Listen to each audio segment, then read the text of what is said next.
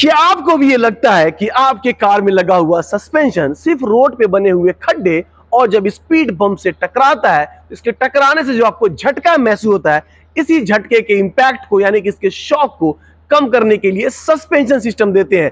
तो ये आधा सच्चाई है। पूरा जानने के लिए आपको वीडियो पूरा देखना पड़ेगा, जिसमें आपको ये बताने वाला हूं कि सस्पेंशन का क्या काम होता है, कैसे काम करता है और कितने टाइप्स के सस्पेंशन होते हैं। तो मैं हूं आपका दोस्त इंजीनियर नवाब और आप देख रहे हो कंप्लीट इंजीनियरिंग। चलो वीडियो को शुरू करते हैं। सबसे पहले तो आप ये समझो कि किसी भी गाड़ी में सस्पेंशन सिस्टम का क्या काम है। देखो, इसका तीन सबसे बड़ा काम है। सबसे पहला काम होता है कि जब गाड़ी अनइवन रोड यानी कि ऊबड़ खाबड़ रास्ते पे चलती है या फिर स्पीड बम से टकराती है या फिर रोड पे बने खड्डे में गिरती है, तो उससे जो शॉक लगता है, उससे जो झटका लगता है, उसी के इम्पैक्ट को कम करने के लिए सस्पेंशन सिस्टम दिया जाता है, जिससे गाड़ी में बैठे पैसेंजर को कंफर्ट फील हो, वो आराम महसूस कर सके। और दूसरा काम होता है गाड़ी के लोड को सपोर्ट करना। सस्पेंशन सिस्टम कितना स्ट्रांग होगा ये डिपेंड करता है कि गाड़ी के ऊपर में लोड कितना है। तीसरा और सबसे इंपॉर्टेंट काम जो गाड़ी का सस्पेंशन सिस्टम होता है, वो गाड़ी के पहिया को हमेशा रोड के कांटेक्ट में बनाए रखता है, जिससे गाड़ी का जो कंट्रोल है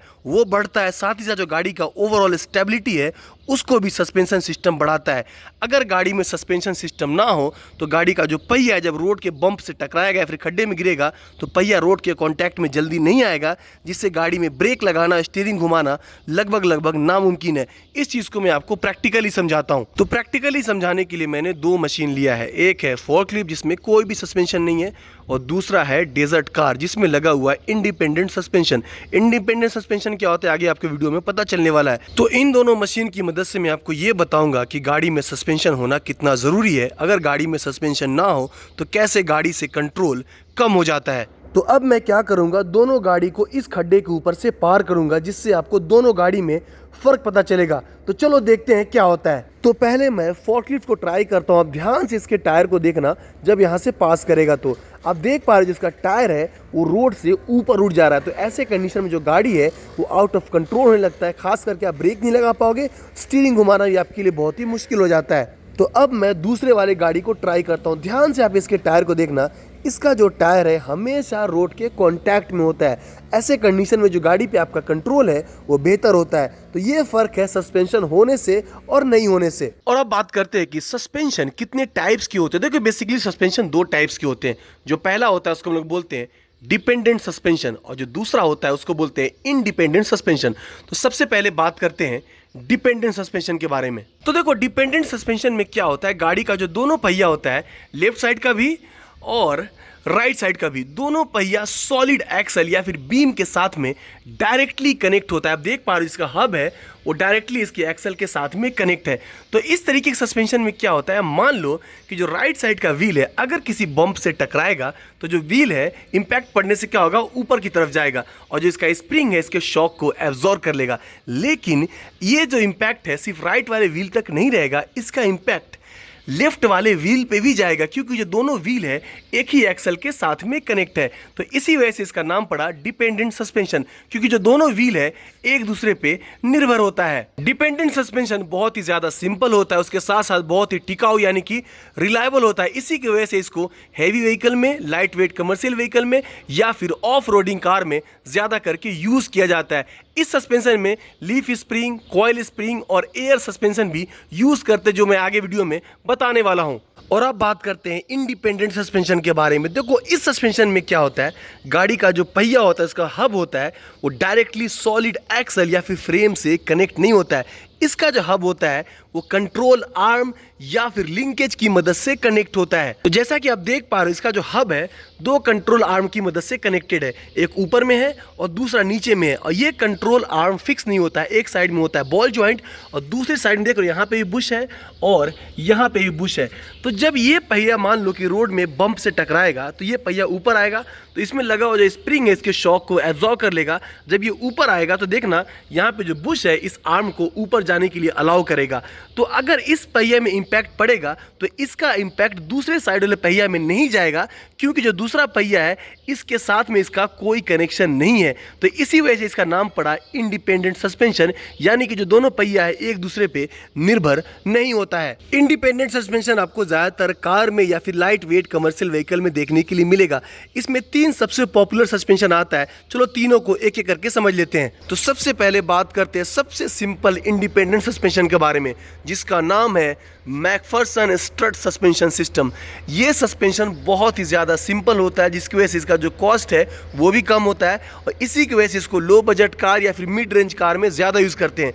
इसके साथ साथ इसको फ्रंट व्हील ड्राइव में बहुत ही ज़्यादा यूज़ किया जाता है, क्योंकि सिंपल होने की वजह से यहाँ पे जो इसका स्पेस है वो बहुत ही ज़्यादा बच जाता है, जिसकी वजह से हम लोग जो ड्राइव शाफ्ट है उसको आसानी से हब के साथ में कनेक्ट कर पाते हैं। तो इस सिस्टम में क्या होता है, जो स्टीयरिंग नकल का ऊपर वाला हिस्सा होता है वो स्ट्रट की मदद से कनेक्ट होता है। तो आप देख पा रहे हैं जो स्ट्रट है स्टीयरिंग नकल के साथ में बोल्ट की मदद से फिक्स्ड होता है, और जो स्ट्रट का ऊपर वाला हिस्सा होता है वो डायरेक्ट कार के बॉडी के साथ में कनेक्ट होता है। तो स्ट्रट का एक हिस्सा स्टीयरिंग नकल के साथ में फिक्स होने की वजह से जो आप स्टीयरिंग को लेफ्ट या राइट टर्न करते हो तो क्या होता है, स्टीयरिंग के साथ साथ ये जो स्ट्रट है वो भी घूमता है। तो इसके घूमने की वजह से क्या किया जाता है, जो स्ट्रट का ऊपर वाला हिस्सा होता है यहाँ पे बेरिंग लगाया जाता है, जिससे 2 फायदा होता है। एक फायदा तो ये कि जो आपका स्टीयरिंग है वो आसान होता है, और दूसरा फायदा ये होता है कि जो बॉडी है वो डैमेज नहीं होता। जिनको लग रहा होगा कि स्ट्रट क्या चीज होता है, भाई स्ट्रट कुछ भी नहीं होता है, जिसको हम लोग सॉकर बोलते हैं ना,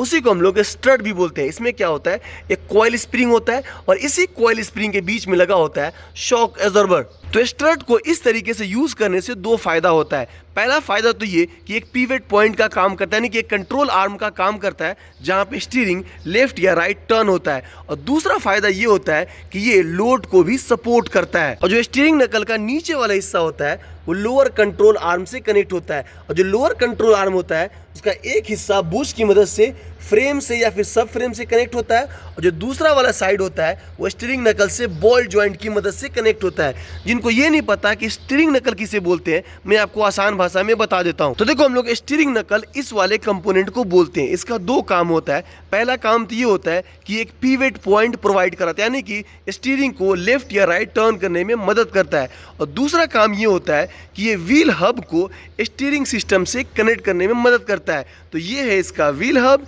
ये है इसका स्टीयरिंग नकल, और ये है स्टीयरिंग सिलेंडर का टाई रॉड एंड। तो आप समझो कि सस्पेंशन काम कैसे करता है। मान लो कि जो इसका पहिया है वो स्पीड बम्प से टकरा गया, तो टकराने से क्या होगा, जो इसका लोअर कंट्रोल आर्म है ये ऊपर की तरफ मूव कर जाएगा, क्योंकि जो इसका लोअर कंट्रोल आर्म है फ्रेम से बुश की मदद से कनेक्ट है। तो जब ये लोअर कंट्रोल आर्म ऊपर की तरफ आएगा, जो इसका पहिया है वो भी ऊपर की तरफ आएगा, तो जो इम्पैक्ट है स्टीयरिंग नकल से होते हुए वो ट्रांसफर हो जाएगा इस स्ट्रट में। तो ये स्ट्रट क्या करेगा, इसके इम्पैक्ट को यानी कि इसके शॉक को कम कर देगा। बस यही इसका सिंपल लॉजिक है काम करने का। और अब समझो कि इस सस्पेंशन का क्या फायदा है। देखो, इसका 2 सबसे बड़ा फायदा है। सबसे पहला फायदा तो ये कि सिंपल होने की वजह से जो इसका कॉस्ट है वो बहुत कम होता है, और दूसरा फायदा ये होता है कि जो इसका लोअर कंट्रोल आर्म का बॉल जॉइंट है वो जल्दी खराब नहीं होता है। इसके पीछे का रीज़न ये है कि इस बॉल जॉइंट के ऊपर में कोई भी लोड नहीं पड़ता है। तो ये जो बॉल जॉइंट होता है सिर्फ फॉलोअर यानी कि सिर्फ गाइड का काम करता है, जो स्टीयरिंग को लेफ्ट या राइट टर्न करने में मदद करता है, क्योंकि जो लोड है स्ट्रट से होते हुए स्टीयरिंग नकल पे आता है और यहाँ से डायरेक्ट पहिया पे यानी कि व्हील पे ट्रांसफर हो जाता है, जिसकी वजह से इसका जो लोअर बॉल जॉइंट है वो जल्दी खराब नहीं होता है। लेकिन इसका एक बहुत बड़ा नुकसान भी है। नुकसान कैसे, मैं आपको बताता हूँ।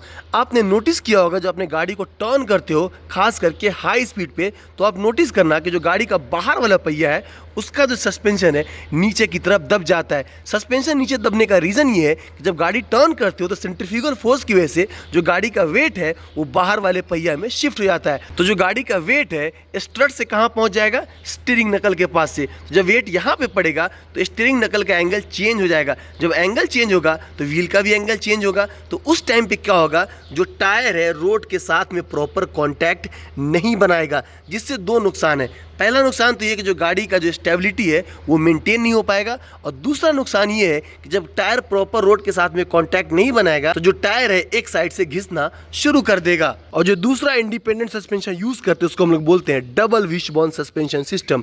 इसमें दो कंट्रोल आर्म यूज करते हैं, एक होता है अपर कंट्रोल आर्म और दूसरा होता है लोअर कंट्रोल आर्म। और ये कंट्रोल आर्म स्टीयरिंग नकल से बॉल जॉइंट की मदद से कनेक्ट होता है।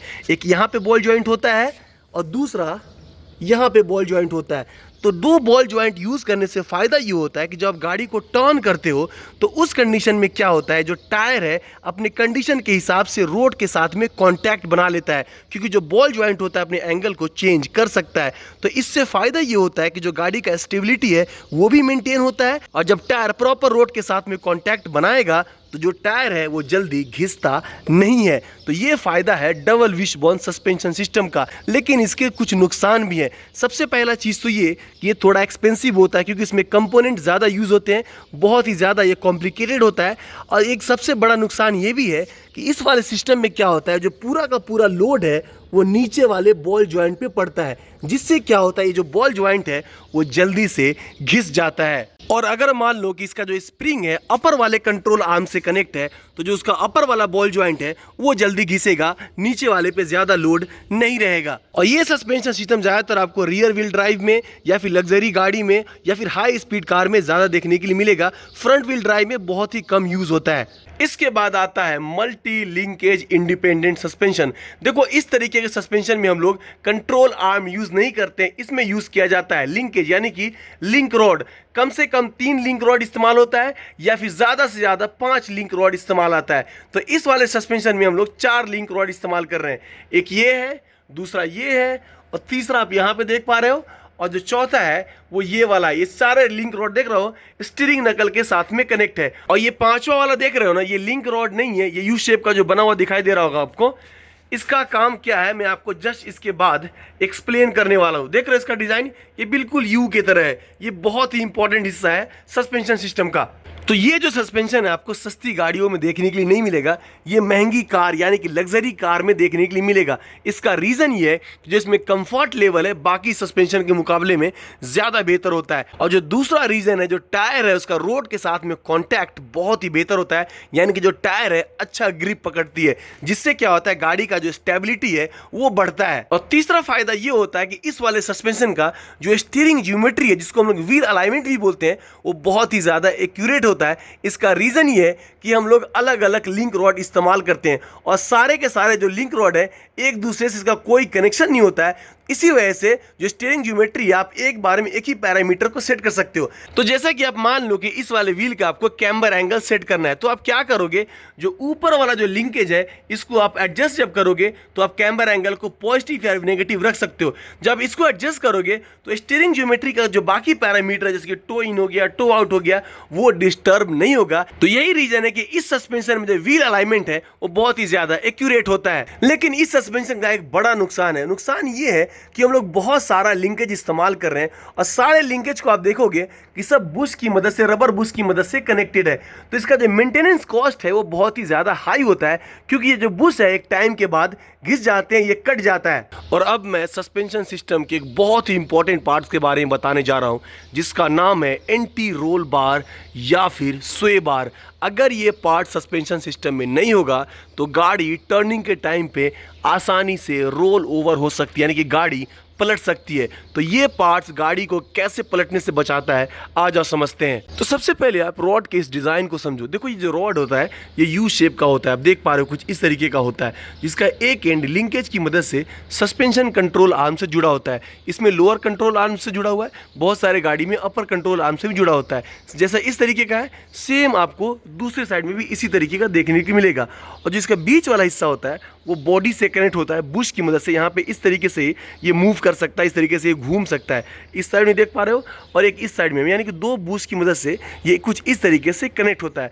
तो अब समझो कि ये काम करता कैसे है। तो जैसा कि मैंने आपको बताया था कि जो आप गाड़ी को टर्न करते हो तो जो गाड़ी का वेट है वो बाहर वाले पहिया पे शिफ्ट हो जाता है, जिसकी वजह से क्या होता है, इस वाले साइड का जो बॉडी है वो नीचे की तरफ झुक जाता है। जो बॉडी नीचे की तरफ झुकता है तो इधर का जो सस्पेंशन है वो कंप्रेस हो जाता है, लेकिन जो अंदर वाला व्हील है है उसका जो सस्पेंशन है, इसका वेट कम होने की वजह से वो एक्सपैंड करता है, वो एक्सटेंड हो जाता है। लेकिन क्योंकि जो एंटी रोल बार है दोनों साइड के सस्पेंशन से कनेक्ट होता है, तो क्या होगा, अगर इधर का सस्पेंशन नीचे की तरफ झुकेगा और इधर का सस्पेंशन ऊपर की तरफ जाएगा तो क्या होगा, इस रॉड के ऊपर में एक ट्विस्टिंग फोर्स लगेगा और इसी ट्विस्टिंग फोर्स के अगेंस्ट इसके अंदर में एक रेसिस्टेंस जनरेट होगा और यही रेसिस्टेंस क्या करेगा, इधर वाले सस्पेंशन को नीचे की तरफ दबा कर रखेगा, जिससे क्या होगा, जो गाड़ी है बहुत हद तक लेवल रहेगा, गाड़ी स्टेबलाइज रहेगा।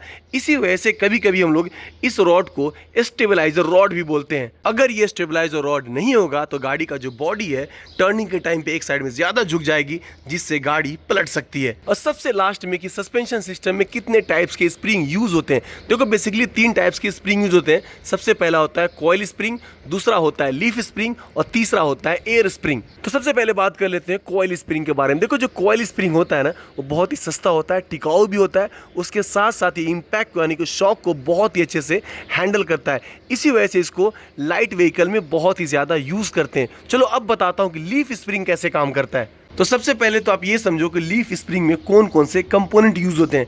देखो लीफ स्प्रिंग में जो सबसे पहला कंपोनेंट यूज होता है, जो लोहे का, देखो यहाँ पे पतला पतला सा पत्ती लगा होता है, इसको हम लोग इंग्लिश में लीफ बोलते हैं। इसी वजह से इसका नाम पड़ा लीफ स्प्रिंग सस्पेंशन। ये पत्ती कितना पतला होगा, कितना मोटा होगा, ये डिपेंड करता है कि गाड़ी के ऊपर में लोड कितना है। लोड जितना ज्यादा होगा, पत्ती का थिकनेस भी ज्यादा होगा और पत्ती की संख्या भी ज्यादा होगी। तो जो सबसे ऊपर वाला पत्ती होता है उसका एक एंड फ्रेम के साथ में फिक्स होता है बूश की मदद से, और जो इसका दूसरा एंड होता है वो एक ब्रैकेट के साथ में लगा होता है, देख रहे हो। और ये ब्रैकेट यहाँ पे फ्री इस तरीके से मूवमेंट कर सकता है। इस ब्रैकेट को हम लोग बोलते हैं शैकल। तो अभी आपके दिमाग में एक सवाल आएगा कि ये वाला जो एंड है वो शैकल की मदद से क्यों कनेक्टेड है, डायरेक्ट फ्रेम में क्यों कनेक्टेड नहीं है। इसका रीजन ये है कि जब देखो स्प्रिंग ऊपर नीचे होता है ना, जब खड्डे में टकराता है तो स्प्रिंग के लेंथ में चेंज आता है।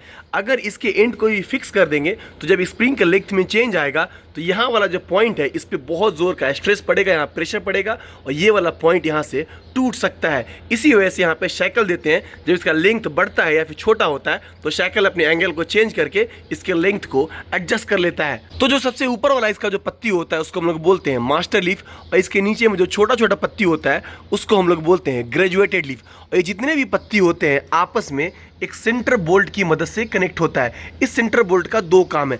पहला काम तो ये कि सारे पत्ती को एक जगह टाइट करके रखता है और साथ ही साथ इसको सेंटर भी रखता है। और दूसरा काम ये होता है कि जब ये स्प्रिंग है उसको क्या करता है, इसको एक्सल के साथ में इसका एक एंड यहाँ पे होल रहता है, उसके साथ में जाकर के ये फिक्स होता है, जिससे ये होता है कि जो व्हील का अलाइनमेंट है वो आउट नहीं होता है। अगर ये सेंटर बोल्ट नहीं देंगे तो वाइब्रेशन की वजह से जो स्प्रिंग है आगे पीछे मूव करेगा, जिससे जो व्हील का अलाइनमेंट है वो आउट हो जाएगा।